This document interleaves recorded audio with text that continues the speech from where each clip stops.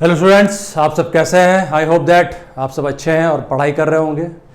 Previous lecture में मैं discuss करा था introduction to electrophilic aromatic substitution reaction. आज उसी को हम थोड़ा कंटिन्यू करेंगे आगे।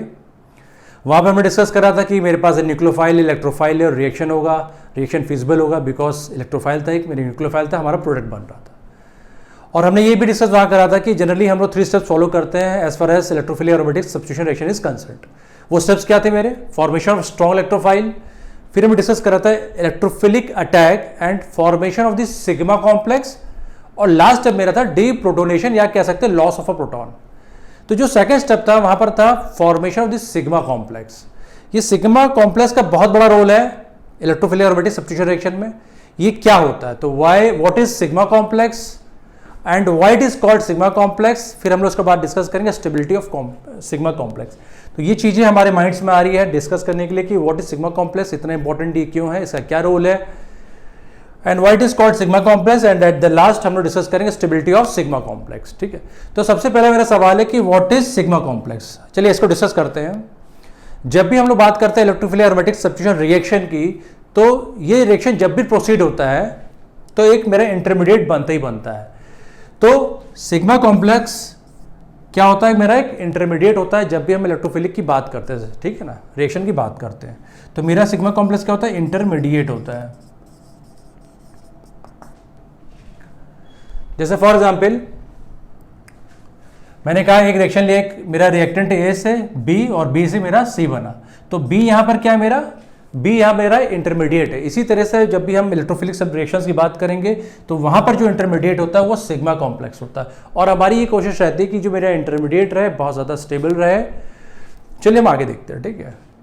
तो चलिए इसको और डिस्कस कर लेते हैं।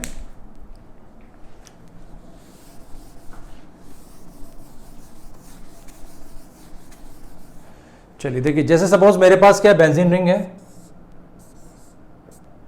और ये मेरा इलेक्ट्रोफाइल, ये क्या मेरा इलेक्ट्रोफाइल है।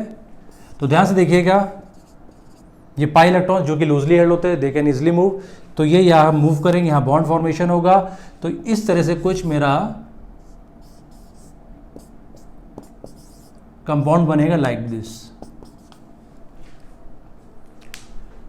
फिर उसके बाद फिर आगे रिएक्शन होगा और मेरा प्रोडक्ट बनेगा लाइक दिस।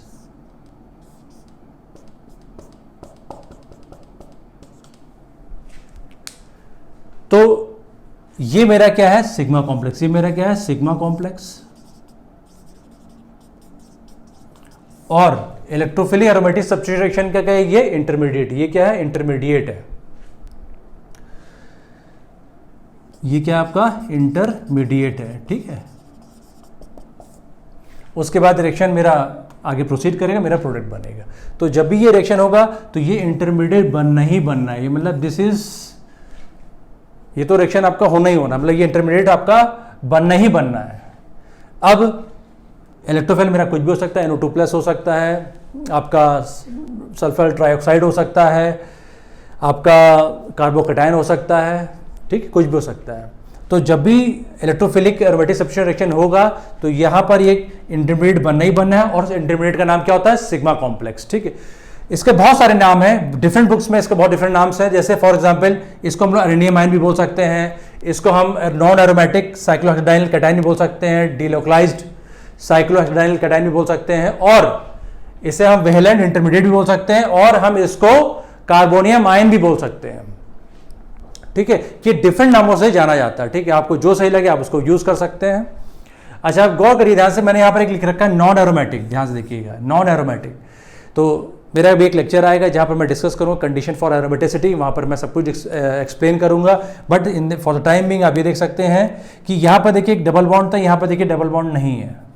तो अगर हम बात करते हैं कि यहाँ एरोमेटिक करेक्टर है, एरोमेटिक करेक्टर यहाँ पर नहीं है क्योंकि यहाँ पर लॉस हो चुका है, इसलिए मैंने इसका नाम क्या लिखा है? Non aromatic. मतलब ये जो सिग्मा कॉम्प्लेक्स होता है यहाँ पर एरोमेटिक करेक्टर नहीं होता है, ठीक है।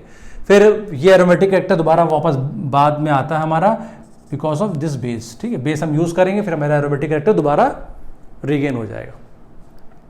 तो ये आपको समझ में आया कि व्हाट इज सिग्मा कॉम्प्लेक्स। अगर आपसे कोई पूछता है तो ये मेरा एक इंटरमीडिएट होता है इलेक्ट्रोफिलिक एरोमेटिक सब्स्टिट्यूशन रिएक्शन का, ठीक है।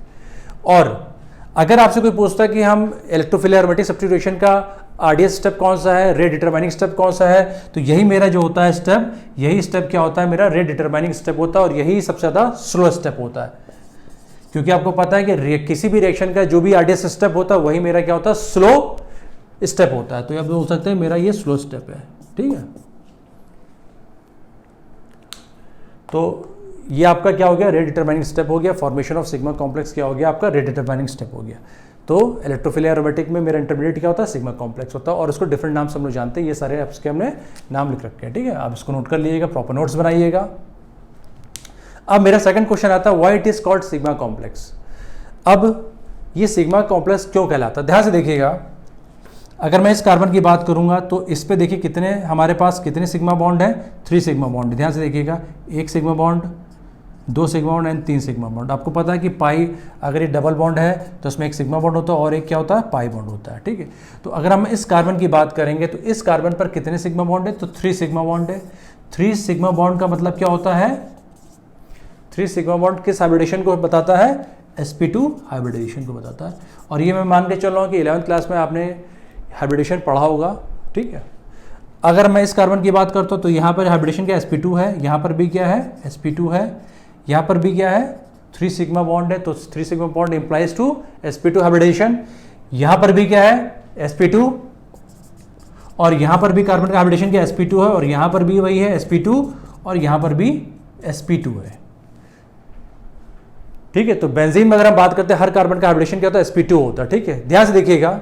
अब मैं अगर इस कार्बन की बात करता हूं, इस कार्बन का हाइब्रिडेशन कितना है, sp3 है। क्या है, sp3 है। क्यों sp3 है, क्यों, देखिए ध्यान से। एक मेरा सिग्मा बॉन्ड ये हो गया, एक सिग्मा बॉन्ड ये हो गया, एक सिग्मा बॉन्ड ये हो गया, एक सिग्मा बॉन्ड ये हो गया। दैट मीन्स कि 4 sigma bond implies to 4 sigma bond implies to sp3 hybridisation, ठीक है। तो ध्यान से देखिएगा कि यहां मेरा एक सिग्मा बॉन्ड बन रहा है, एक नया सिग्मा बॉन्ड बन रहा है, इसीलिए इसका नाम क्या पड़ गया, सिग्मा कॉम्प्लेक्स। तो आप यहां लिख सकते हैं बिकॉज यहां पर क्या हो रहा है, formation of new sigma bond, formation of new sigma bond. तो आप ये कह सकते हैं इसका नाम क्या पड़ गया, सिग्मा कॉम्प्लेक्स। तो 2 क्वेश्चन डिस्कस करें, व्हाट इज सिग्मा कॉम्प्लेक्स, वो मेरा इंटरमीडिएट होता है, and why it is called sigma complex, because there is a formation new sigma bond, तो उसका नाम क्या पड़ गया, सिग्मा कॉम्प्लेक्स। अब हमारा बात आता है stability of this sigma complex. अगर आप ध्यान से देखिए, इस कार्बन पर मेरा क्या है, पॉजिटिव चार्ज है, और अगर किसी कंपाउंड में चार्ज होता है तो हम लोग मानते हैं कि वो बहुत ज्यादा अनस्टेबल होता है, बट यहां पर ऐसा नहीं हो रहा है। यहां पर क्या है कि पॉजिटिव चार्ज होने के बावजूद भी इट इज कंपैरेटिवली स्टेबल। अब ऐसा क्यों होता है, चलिए इसको हम लोग देखते हैं। चलिए देखते हैं ये स्टेबल क्यों है यहां पर, ठीक है। मैं रब कर रहा हूं, प्लीज पॉज करके राइट डाउन करिए। अगर आप स्क्रीनशॉट लेना चाहते तो स्क्रीनशॉट भी ले सकते हैं। अब हम डिस्कस करने आ रहे हैं कि why it is stable, positive charge होने के बावजूद भी ये स्टेबल क्यों है, चलिए डिस्कस करते हैं। पॉज करके राइट डाउन करिए, मैं रब करने आ रहा हूं, ठीक है। कोई भी डाउट होता है प्लीज मुझे कमेंट करिएगा।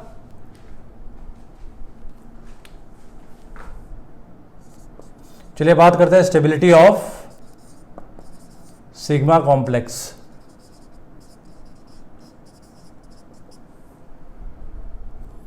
तो देखिए,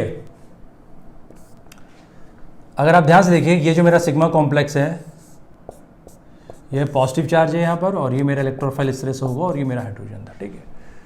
तो सिग्मा कॉम्प्लेक्स में क्या है, पॉजिटिव चार्ज है, बट मैंने कहा कि पॉजिटिव चार्ज होने के बावजूद भी इट इज कंप्लीटली स्टेबल। ऐसा क्यों, देखिए यहां पर रेजोनेंस फिनोमेना होगा, जिसकी वजह से क्या होगा, ये जो मेरे पाई इलेक्ट्रॉन से डीलोकलाइज करेंगे, अपनी पोजीशन को छोड़ के यहां शिफ्ट होंगे। तो बिकॉज ऑफ रेजोनेंस की वजह से ये जो सिग्मा कॉम्प्लेक्स होता है अपने आप को स्टेबलाइज करता है। तो देखिए ध्यान से, ये यहां शिफ्ट हुआ तो मेरे पास कुछ इस तरह से आया, देखिए ध्यान से।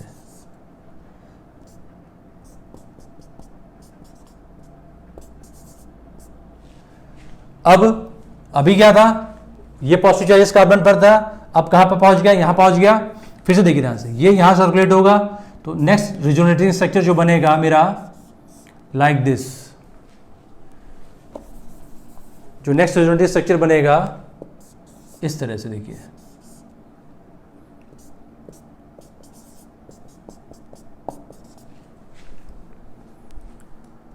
तो मैंने आपसे कहा सिग्मा कॉम्प्लेक्स है, बिकॉज यहां रेजोनेंस हो रहा है, इसलिए सिग्मा कॉम्प्लेक्स अपने आप को स्टेबलाइज कर लेगा।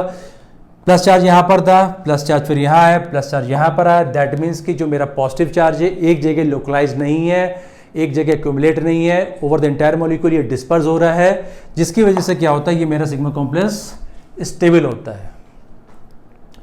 इसको आप इस तरह भी समझ सकते हैं कि इस कार्बन पर देखिए लोड नहीं आ रहा है, कुछ देर इस पे लोड था, मतलब कुछ देर यहाँ पर पॉजिटिव चार्ज था, फिर थोड़ी देर बाद देखिए यहाँ पर आया, फिर ये पॉजिटिव चार्ज यहाँ पर है, यानी कि किसी एक कार्बन पर मेरा पॉजिटिव चार्ज एक्यूमुलेट नहीं हो रहा, एक्यूमुलेट नहीं हो रहा, ये डिस्ट्रीब्यूट हो रहा है। और हमारा अगर इस तरह से अगर हम लोग रेजोनेंस की वजह से ये मेरा कंपाउंड क्या होता है, स्टेबल होता है। अगर आपसे कोई पूछता है कि मेरे पास एक सिग्मा कॉम्प्लेक्स है लाइक दिस, और आपके पास क्या है, एक साइक्लोहेक्सेन है, और यहां पर क्या पॉजिटिव चार्ज है, अगर आपसे कोई क्वेश्चन पूछता है कि which one is your more stable, तो आप ये बोलेंगे this is more stable. Why ये स्टेबल क्यों है, क्योंकि यहां पर रेजोनेंस की वजह से क्या होगा, ये बॉन्ड मेरे सर्कुलेट होंगे, डीलोकलाइज होने से क्या होगा, डीलोकलाइज ऑफ पाइलेट्रॉन से फायदा में क्या हो रहा है, ये पॉजिटिव चार्ज यहां पर आ रहा है, फिर यहां पर आ रहा है, जिसकी वजह से एंटायर मॉलिक्यूल पे ये मेरा चार्ज डिस्पर्स हो रहा है, और ये किसी एक कार्बन पर मेरा लोड नहीं आ रहा है, यानी किसी एक कार्बन पर मेरा पॉजिटिव चार्ज एक्यूमुलेट नहीं हो रहा।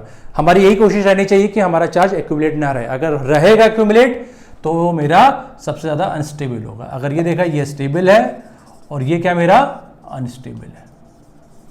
तो यहां पर एक नोट लिखिएगा, नोट बहुत इंपॉर्टेंट है, नोट में अभी आपको लिखवाता हूं। अगर आपसे कोई बोलता है कि इन तीनों स्ट्रक्चर्स को कंबाइन करिए, इन तीनों स्ट्रक्चर्स का, इन तीनों रेजोनेटिव स्ट्रक्चर्स को हाइब्रिड ड्रॉ करिए, तो आप इस तरह से ड्रॉ कर सकते हैं लाइक दिस। देखिए अभी पॉजिटिव चार्ज यहां था तो मैंने यहां पॉजिटिव चार्ज लिख दिया, फिर यहां आया, फिर देखिए यहां आया, तो इस तरह से ये आपका, अब देखिए बॉन्ड, देखिए बॉन्ड यहां भी था, फिर देखिए यहां पर भी आया, इस तरह से मेरा बॉन्ड सर्कुलेट कर रहे हैं। तो that is why it is more, it is comparatively stable then, अगर मैं इससे कंपेयर करता हूं। ठीक है, यहां भी कोई डाउट होता है प्लीज मुझे कमेंट करिएगा, पॉज करके राइट डाउन करिए, मैं रब करने आ रहा हूं। तो अगर आपसे कोई पूछता है कि वाई इट इज स्टेबल, क्योंकि अब हम जब भी आगे, जो भी हम आगे लेक्चर में डिस्कस करेंगे, ये इंटरमीडिएट आने ही आना है। अगर हम इलेक्ट्रोफिलिक एरोमेटिक की बात जब भी करेंगे तो ये इंटरमीडिएट हमारा बनना ही बनना है। और ये इंटरमीडिएट स्टेबल क्यों होता है, बिकॉज ऑफ रेजोनेंस की वजह से, बिकॉज ऑफ रेजोनेंस की वजह से ये मेरा जो सिग्मा कॉम्प्लेक्स होता है वो स्टेबल होता है। ठीक है, चलिए पॉज करके राइट डाउन करिए, मैं आगे बढ़ता हूं। फिर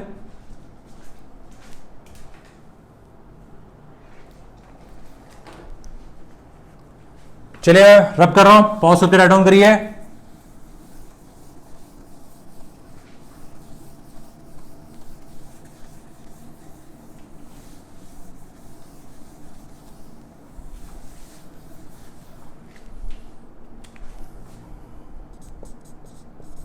यहां पर एक नोट लिख लीजिएगा जो कि बहुत इंपॉर्टेंट है।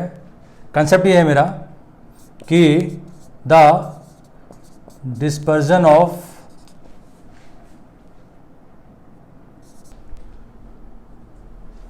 ये नोट बहुत इंपॉर्टेंट है, जब भी हम स्टेबिलिटी ऑफ सिग्मा कॉम्प्लेक्स की बात करेंगे तो ये देखिए ध्यान से, the dispersion of the positive charge over the molecule by resonance make this ion more stable than an ion with a localised positive charge. ठीक है, तो हम जब भी आगे जो भी हम लोग अभी एग्जाम्पल डिस्कस करेंगे, ये इंटरमीडिएट बनना ही बनना है, ये हम बार बार वहाँ पर डिस्कस करते रहेंगे, बट फॉर द टाइमिंग मैंने आपको ये फिर बता दिया है। ठीक है, इसको प्रॉपरली राइट डाउन करिए। और मैं ये मान के चल रहा हूँ कि आपको पता है कि रेजोनेंस कंडीशन, रेजोनेंस कहाँ पर मेरा पॉसिबल होता है, ये सब चीज़ आप 11th में पढ़ के आ रहे हैं, ये मैं आपको मान के चल रहा हूँ कि किन किन सिचुएशन में मेरा रेजोनेंस होता है, ये मैं आपसे मान के चल रहा हूँ कि आपको ये आता होगा। ठीक है, ठीक है, चलिए आज हम यही रुकते हैं। नेक्स्ट लेक्चर में हम लोग डिस्कस करेंगे chlorination of benzene, bromination of benzene, इस तरह से हम पूरी सीरीज को कंटिन्यू करेंगे। आज के लिए तो ही रखते हैं, थैंक यू।